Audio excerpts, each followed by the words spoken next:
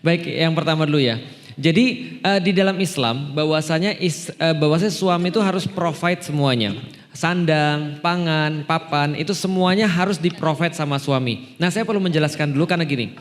Orang-orang barat itu kayak mengatakan bahwa di dalam Islam itu seolah-olah perempuan itu direndahkan di dalam Islam. Salah satu bentuk perendahan terhadap perempuan adalah ketika perempuan itu selalu semuanya disupport. Bahkan perempuan zaman sekarang nih ya, saking sensitifnya ketika ada seorang laki-laki bilang, ya memang kewajiban saya melindungi wanita. Tiba-tiba perempuan langsung bilang gini, kata siapa perempuan harus dilindungi?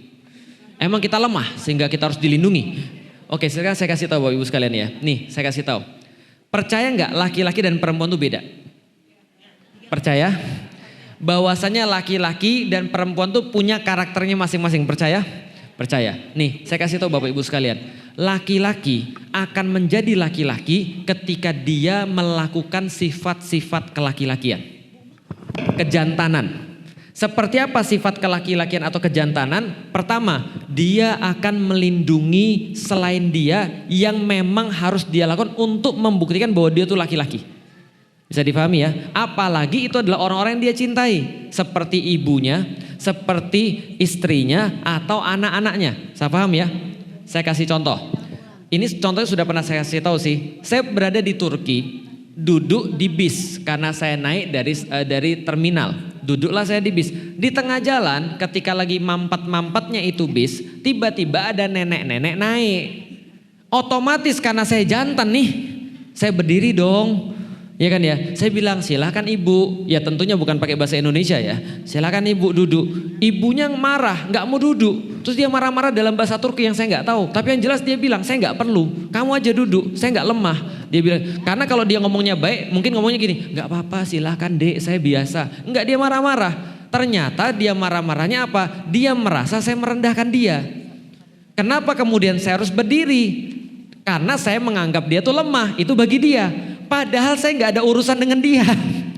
Yang saya urusan tuh dengan diri saya sendiri. Karena kalau saya tetap duduk, ketika di depan saya ada nenek-nenek yang masuk kemudian sudah tua, itu saya stres sendiri.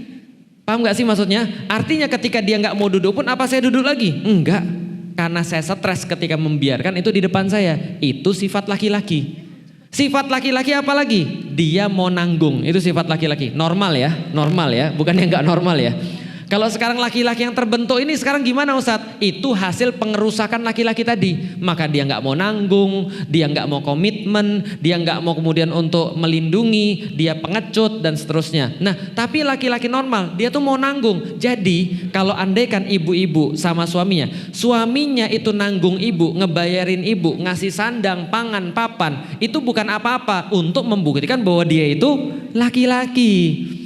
Paham ya? Karena kalau dia tidak melakukan itu, dia stres. Bisa difahami ya? Perempuan juga menjadi perempuan karena dia melakukan aktivitas-aktivitas perempuan. Maka ketika ngelihat anak, bawaan perempuan tuh pengen merawat.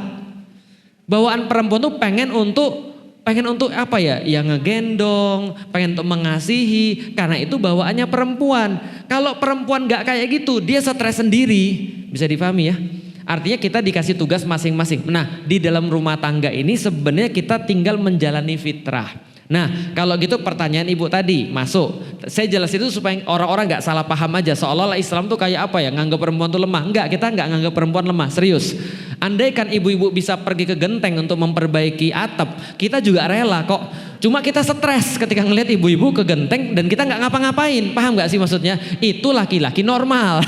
Bisa difahami ya? Oke. Nah kalau gitu saya bahas tentang pertanyaan tadi. Nah, bukankah laki-laki itu juga bertanggung jawab terhadap problem-problem rumah tangga? Seperti Rasulullah yang ketika mendapati pakaiannya itu sobek, maka beliau jahit sendiri. Kan gitu kan ya. Lah sekarang masalahnya laki-laki itu minta jahitin istrinya, boleh atau tidak? Nah itu yang saya bilang bentuk daripada laki-laki itu pengen perempuan untuk melakukan sesuatu yang keperempuanan sehingga dia merasa senang. Artinya apa? Benar, di dalam rumah tangga laki-laki idealnya tidak merepotkan istrinya. Karena istri itu kerjaannya sesedikit apapun sudah pasti lebih banyak daripada laki-laki kalau di rumah kan gitu kan ya. Maka sebisa mungkin laki-laki itu membantu ya cuci piring, lalu kemudian kalau ada tadi baju yang robek, lalu kemudian apalagi cuci baju dan segala macam. Nah kalau misalnya tidak bisa, ya berarti dia cari solusinya. Solusinya apa? Ngobrol lah sama istrinya. Saya sudah coba sih, tapi kan kamu tahu saya cuci baju jadinya kayak apa gitu kan ya. Kan kamu tahu saya nyuci piring, kalau kamu nyuci 5 menit aku nyucinya setengah jam, belum lagi hasilnya semuanya berantakan. Maka gimana kalau kamu aja yang nyuci? Lah kalau istrinya ridho ya nggak ada masalah. Istri bilang saya terlalu berat untuk nyuci piring karena sudah terlalu banyak, ya udah cari solusinya. Di situ peran suami lagi untuk misalnya bisa jadi nyari pembantu atau bisa jadi cari alat-alat yang bisa memudahkan kerjaan istrinya. Tapi yang jelas manajernya adalah ibu-ibu kalau di rumah, maka laki-laki cuma membantu. Nah, jadi sebenarnya kalau tidak ada pembantu rumah tangga, itu suami sebenarnya bisa jadi pembantu rumah tangga. Tapi ingat tanggung jawabnya tetap di siapa? Di ibu-ibu. Nah, jadi kira-kira gitu ya. Jadi coba diobrolkan aja. Itu adalah yang